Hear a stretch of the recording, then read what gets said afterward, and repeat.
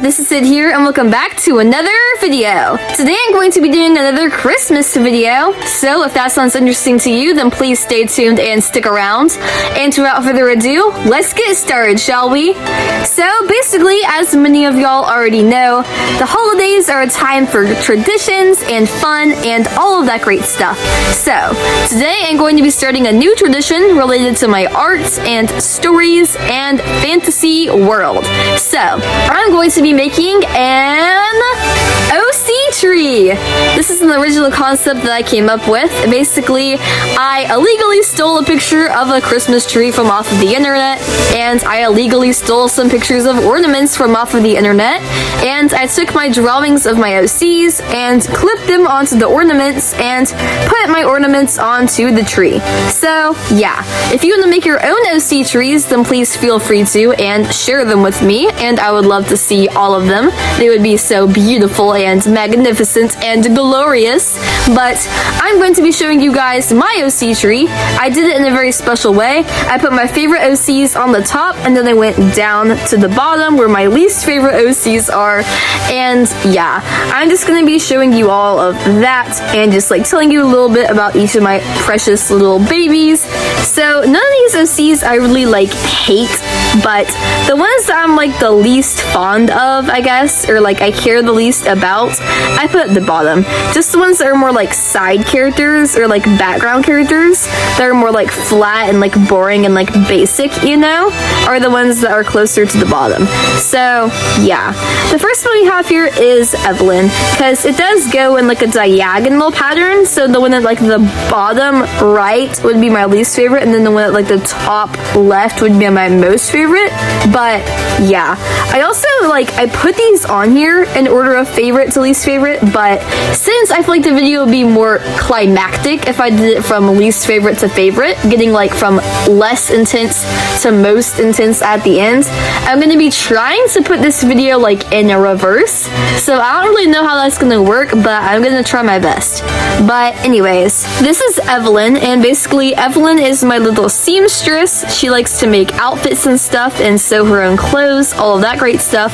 But she is very kind and sweet and thoughtful, and that's basically pretty much it.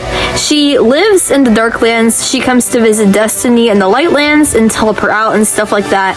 But other than that, there's not really a whole lot to her character. I don't really feel like. She is shipped with Emory, who's the next on the list. Emory is basically just like this blacksmith guy who can make like weapons and stuff using his forge. He's really fond of like stones and like metals and all that great stuff. He can make like armor and stuff. So yeah, Evelyn and Emory have a really nice relationship with each other, and they work together to make clothing and armor for the soldiers and the villagers of the Lightlands. But yeah, the two of them, they're just like not really that complex or complicated as characters. So yeah, that's why they're my least favorites. Not because I don't like them by any means, because like I love all of my children, obviously, just because like there's nothing really like special or unique about them, at least not yet. My goal is to fully flesh out all of my characters going forwards. Of course, I'm only on the first draft of my story because I hate editing and I cannot stand it, so I have not forced myself to edit any of it yet.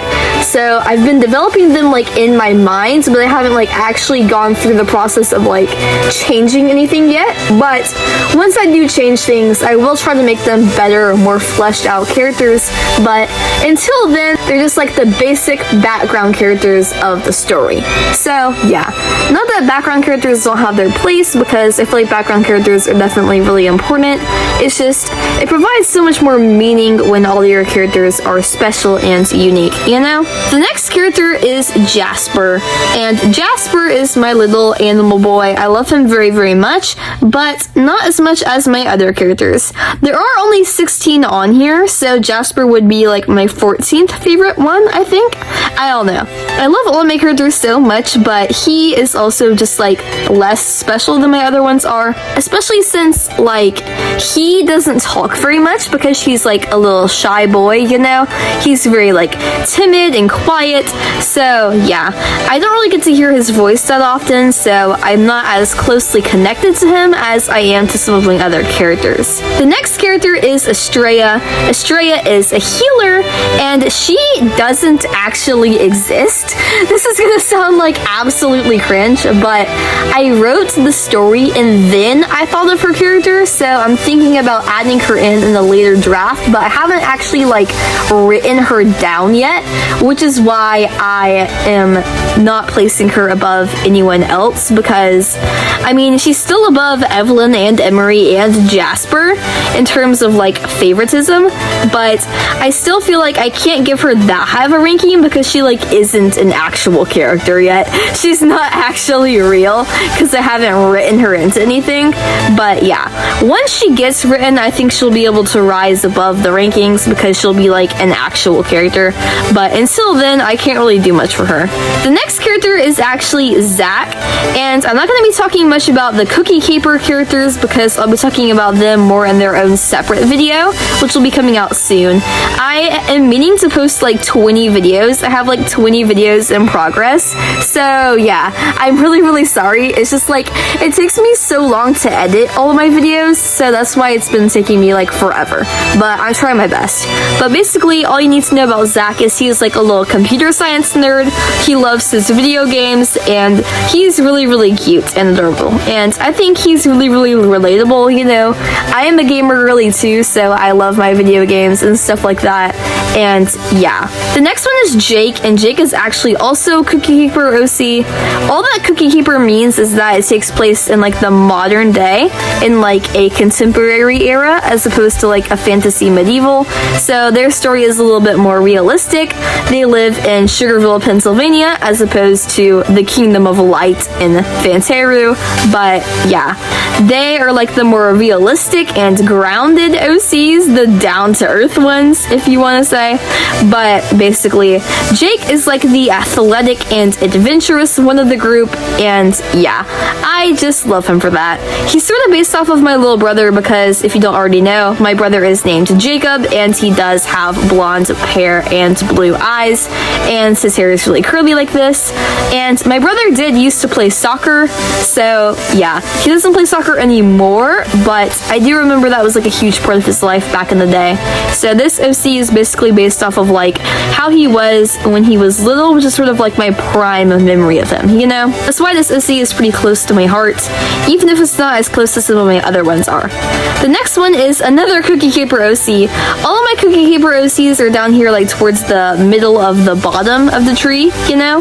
They're all sort of in like the same place, but yeah. Lauren is the main character of the Cookie Keeper story, but she is like the positive and optimistic one. She's like a nice little bundle of joy, and she just spreads happiness wherever she goes. She's fond of everything sweet, and she is like the embodiment of sweetness herself. So yeah, you gotta love Lauren. Everyone loves her. She's a very popular person, and she just always brings like song and dance to everything, and yeah, she is like the queen of this musical because Cookie Keeper is actually a musical, so there's like songs and stuff that they sing, and yeah, she leads like everyone in every song, so she has lots of solos and stuff because she is just like that type of personality. She's very like dramatic and over the top, but we love that for her. The next one is Brianna, and Brianna is once again a normal OC. So when I say normal, I mean she's from the fantasy universe because that is my main work in progress. I have 3 works in progresses right now.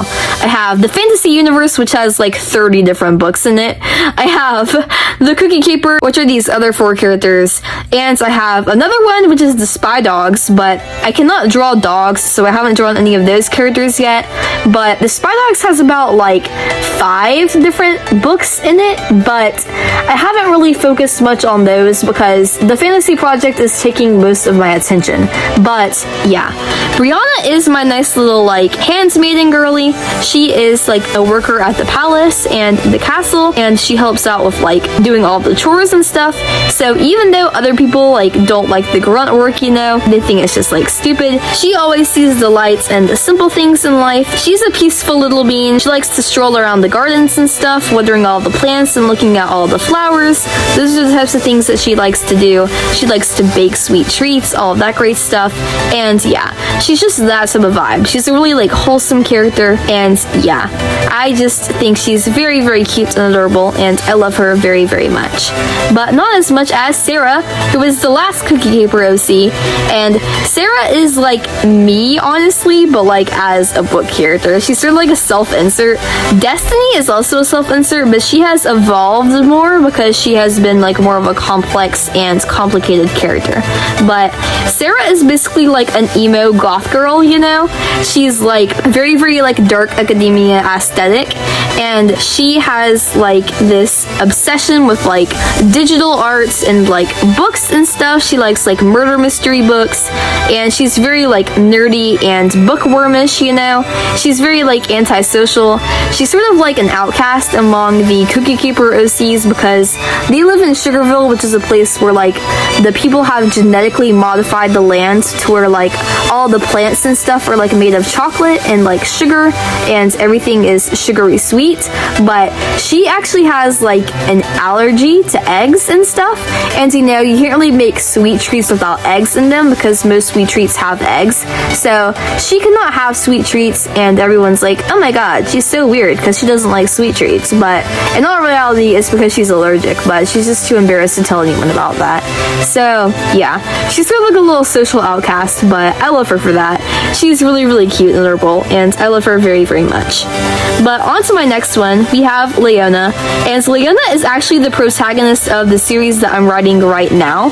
As of the date of me filming this video, I am almost done. Like, I am 3 chapters away from finishing the final book in Leonnah's series. But once I'm done with that, I'll be moving on to someone else. I'm not really sure who, because I've been working on this for like a year now, so I'm like completely lost as to what I'll do next. But I'll figure it out.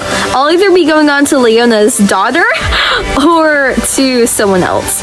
But Leonnah, she is just like this little girl. She is Destiny and Chro's adopted daughter, so she has a connection to them, though not as strong. She feels like she isn't really like worthy of them because they're both like heroes, you know, and she's just like this normal girl. But soon enough, she realizes that she's not too normal because in all reality, the magic doesn't come from the blood, it comes from the heart. And since she has a pure heart, she has pure magic as well. But her story is just like about identity and like finding out who she truly is because she lost her parents and she lost herself, you know? So she's trying to re-find herself into her connection to like her parentage, you know? So yeah, that's Leonnah's story. And I love Leonnah, just not as much as some of my other characters from the fantasy universe, but more than most of my side characters. But yeah, the next one is Destiny, and Destiny is actually the protagonist of the fantasy story. And I mean, I feel like it kind of speaks volumes that the protagonist, the literal main character, is like the 6th person on the OC tree and not like the number 1 person, because I mean, of course, the protagonist is supposed to be everyone's favorite, but she is not my favorite. But I like her at the same time. She's very complex. I feel like she definitely has like the most characteristics out of anyone, but she's just sort of like that one antisocial teen who's sort of like sarcastic and like moody, but at the same time she has like a good heart deep down, you know? So she sort of has like that dark outer shell to sort of like protect herself and sort of like make a front for all of her people, you know? Because she has to act differently on the outside, being a princess and all, and the hero of the world, than being like who she is on the inside, who's actually really like soft and gentle, because she can't let anyone really see that or else they'll take advantage of her. But yeah, she is a very like complex and complicated character. She has many different challenges that she faces, like she struggles with unlocking her powers, especially after her mentor dies and she has no one to like teach her she has to figure things out by herself, but unlike her name would suggest, she has to break through the bounds of her own fate, and she has to find a way to blaze her own trail, make her own path forward, and forge her own destiny, you know? So I feel like that's a really inspiring message for all, and I feel like she's a pretty good OC. She's like pretty well-rounded, you know, and she is definitely a very good character, just not like my personal favorite. The next is Carnelian, and this is into my top 5. The reason why Carnelian is so high up here, it's easy to see that like, even if a character is like a bad person, they can still be a good character, because Carnelian is just like an absolutely like horrible person. Like, he is super duper like arrogant and like egotistical, an absolute narcissist in every way imaginable. He only cares about himself. He's very, very much like self-centered and all of that great stuff. A very, very snobby person. He's very rich because his father is like a prestigious like priest, you know? So he's much like that rich boy personality, but he learns to be better over the course of the story, which is also something that I really like because, you know, character development and character arcs always make things better. But yeah, he is like so hateable that I just love him, you know? It's like people like characters like Regina George and like Ursula from The Little Mermaid. You can still like a villain because they can be like lovable, you know? And Carnelian, like, he's not a villain obviously, but he's like definitely like an antagonist or like an anti-hero, because he definitely like opposes the main characters and like causes them problems and stuff and causes them trouble and challenges, but he's not like the main villain, you know? He is Destiny's like ex, I guess.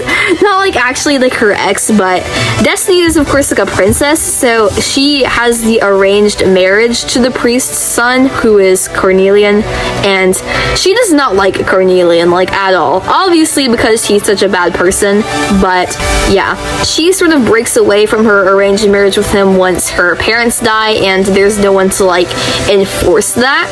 But basically he gets sort of sour about that, so he lashes out at Chro because Chro is of course Destiny's new partner, but it's okay because in the end he ends up with Lexi. So yeah, but that's all I'm gonna say about Carnelian for now, because I could go on and on about how bad this guy is, but it would take absolutely forever for me to get anywhere. So yeah.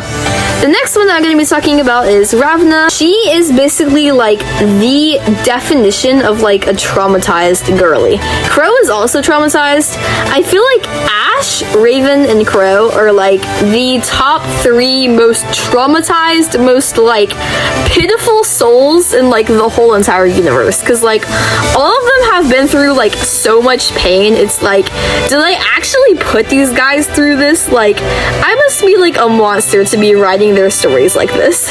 But yeah, basically Ravennah is Ash's girlfriend, and Ash of course is like the villain. He is like actually like pure evil. He is like the descendant of an ancient darkness, so like yeah, he is like a literal demon, you know? Unlike Carnelian, who's like morally gray, he's like the actual devil, you know? But she fell in love with him because he wasn't bad at first. He was always born evil. He had evil like running through his blood, but he just like snapped absolutely like in half once he got attacked by the villagers, because the villagers tried to like murder him, so obviously he had to like fight back. And also Chro and Ravennah were threatened, and he wanted to protect them because they were of course his friends. But once Ash goes insane, psychopath mode, he becomes very, very bad, and he becomes very like toxic and abusive towards both Ravennah and Chro. He lashes out at Chro like torturing him and stuff, and also just causing him like lots of mental pain and trauma. But he actually like physically hurts Ravennah. He does some pretty bad things. I think y'all already know if y'all have seen any of the content revolving around Ravennah, but she's like assaulted and abused, so you can take that in whatever way you want. She gets harassed by him, but yeah, she has been through so much. She's been through so much pain. I feel like when you put a character through so much pain, it's hard not to love them. But yeah, there's not much to say about like her personality yet. I'm gonna definitely like develop it more over the course of the story, but she's been through so much pain that I just like love her for that. The next character is Ash himself, and after hearing me say all of this stuff about Ravennah's story, you might be like, Syd, how can you possibly love Ash more than Ravennah? But once again, as I said earlier, Ash was kind of just like born into this situation. The way that magic works in my fantasy story is like it's passed down through blood. So Ash's mother is like the goddess of darkness, Darkiera, and she has like black blood. Her blood is like physically the color black. So his blood is black in turn because instead of being like a recessive gene where like his dad would have like canceled it out, goddess blood is like a dominant gene. So there was really no way for him to not inherit this power, but he was good in the beginning. He was sort of like abandoned by his mother because she knew that it would be too dangerous for him to live with her. He was sort of like left to live out in the wild and be raised by wolves and stuff. So he actually had like a very animalistic beast-like upbringing, being actually literally raised by animals. But he was introduced to human society when he met Raven and Chro, and they just sort of like became his best friends. But because of this, he became sort of like attached to them. He's a very like obsessive person because like since he literally was like alone and like socially ostracized for like such a large amount of time, as soon as he got any sort of like human connection, he just sort of like immediately like latched onto them, you know? So once they do end up getting hurt, that is what causes him to like mentally snap in half, you know? Because like if anyone lays a finger on either of his friends, he's just gonna go like full fight mode, you know what I mean? So yeah, that's what causes him to go insane and become a psychopath and the villain of the story. That's what causes his like darkness to take over him and eventually like consume him. So if Raven and Chro never got hurt, he probably would not have become evil, but since they did, he had to become evil in order to protect them. So he comes out of a good place. He has a good heart really, but his bloodline and his heritage are just sort of like against him by the means of my magic system, because I mean that's just how it works. But yeah, he was basically like cursed from the get-go. He really couldn't do anything. Unlike Destiny, he couldn't forge his own path because his fate was already like set out for him before his story even started. But yeah, the next one is actually my second favorite character, and this is Lexi. And I feel like Lexi is definitely like the strong female character archetype, you know, which most people do not like. They do not appreciate strong female characters because they feel like, oh, strong female characters, they just like don't deserve anything that they get, and they don't have any flaws or anything to make them like realistic or relatable or anything like that. But Lexi, I feel like, is a better version of a strong female character because I feel like I do a pretty good job in making her relatable and realistic and giving her genuine flaws and stuff. So Lexi, she is very like rough and tough and like violent and all of that great stuff. She is a little bit chaotic at times, but I feel like I give her enough extra personality traits on top of that to make up for it. Like she's very serious and stern and stoic, which I feel like are all really common for a strong female character, but she's also very, very smart. So she's sort of like goddess Athena. Athena is the goddess of war, but also the goddess of wisdom. So Lexi is really good at like making battle strategies and stuff, very good at like planning ahead, and she's very, very like clean and like neat and like organized, all that great stuff.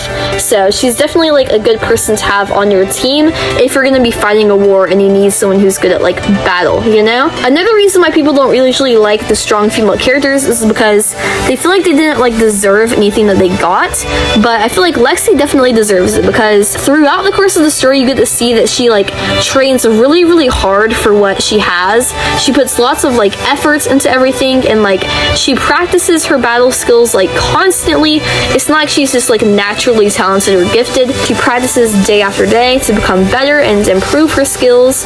She never gives up. She's very, very like determined and devoted to her craft, and I just like really admire that. I feel like it's very, very inspirational, and yeah. But that's Lexi. Lexi's a very, very cool character, and I just feel like she gives off all of those vibes. But yeah, now we have my absolute favorite OC, and this is my bestest boy. And if you've been on my channel for any length of time, have you seen any of my OC content, you probably already know who this is. But just in case you don't, drum roll please, Chro! And Chro is my best OC because, like, he is just, like, the absolute world to me. Like, I don't know who I would be if I did not have this character. Because, like, once again, as I said earlier, like, he has been with me for, like, the whole entire story. Like, his story goes from, like, the age of, like, 7 when he meets Ash to, like, the age of, like, 60 when he dies. But, yeah, he is, like, a main character for, like, almost every single book. He is, like, a huge part of the story. And he is just, like, that one guy, you know? You've seen him in, like, many other places before. Like, the best example I can probably think of is, like, In from Murder Drones. But he is, like, that one dude. He's, like, very, like, sociable and, like, charming and stuff. He's really good at, like, making friends because he's just, like, really, like, relatable and, like, real, you know? He's, like, really, like, funny. He loves to tell jokes. And he's just really, like, a smiley type guy, you know? But despite everything that he's been through, because he as well as Raven, they have both been through, like, so much. Having been, like, betrayed by Ash, who was, like, literally, like, their best friend, having to, like, go against him for the greater good of the world, having to, like, lose so many people and, like, lose parts of themselves in the process. They have both been through, like, so much. And Chro does change over the course of the story. He becomes less like how he was, less, like, funny and all of that, but I just think of him as being, like, this little goofball, absolutely hilarious. And he becomes more, like, stern and serious and stoic, sort of like Lexi does, but that's just because, like, he matures, you know? So I feel like part of why I like him so much is because, like, he is around for so long, and you get to see him, like, grow and develop and mature as a character, you know? From the age of, like, 7 to the age of, like, 60, you know? You can tell that he's, like, evolving. You can tell that he's, like, becoming someone new over the course of his life, you know? But in his primal age, I love him. He's the absolute best, and no one can convince me otherwise. Y'all will read my book eventually. I don't know when, probably like 5 years from now. I don't know. Y'all will read my book and y'all will just, like, fall in love with him because he is, like, he's so sweet, and I love him so much. And thinking about everything that he's been through and, like, his whole story, it just, like, it brings me to tears because, like, his life is just so, like, real to me. He feels like he's a real person. Like, all these other characters, I can be like, yeah, sure, I made these people up, you know, they're OCs, they're not real, but, like, Chro, he, like, literally feels real, you know?